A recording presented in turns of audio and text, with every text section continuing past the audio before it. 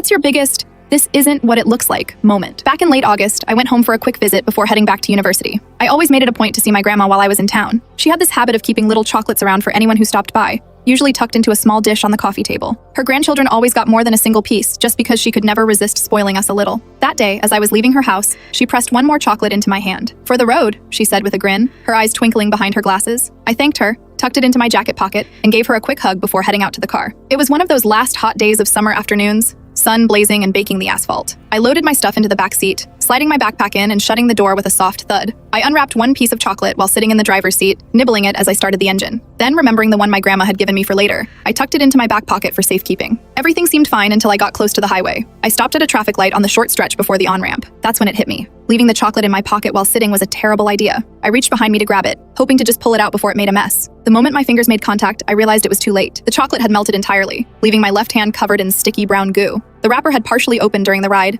so now it was just a smear of melted chocolate over my palm and fingers. I muttered aloud, "Well, shit," not thinking about anyone else around. That's when I noticed the girl in the car next to me. She had a full view of me bending down, reaching my hand toward the small of my back, and pulling it up again with my palm now covered in what looked like some kind of unidentifiable brown substance. Her eyes went wide, her mouth opening slightly, and she leaned back in her seat like she couldn't decide whether to laugh or call the cops. I froze for a second, realizing how horrifying it must have looked from her perspective. My hand glistened in the afternoon sun, chocolate smeared across my fingers and palm, as I tried to discreetly wipe it on a napkin I fished out from the center console. I tried to laugh it off, waving my hands in the air as if to say, "It's not what it looks like," but that only made things worse. The girl's face shifted from shock to confusion to what I can only describe as horror. I cringed, hoping the light would turn green and let me escape the situation before she had more time to interpret it any further. The light changed and I floored it onto the highway, heart racing, hands still sticky and smelling faintly of cocoa. I tried to use the air vents on the car's heating to dry my fingers, rubbing them with the napkin as best I could, but melted chocolate doesn't just disappear with tissues. By the time I got home, the mess had left its mark, not only on my hand but on the corner of my jeans where a bit had smeared during the frantic cleanup. I could still picture the girl's expression every time I replayed it in my head, the widening of her eyes,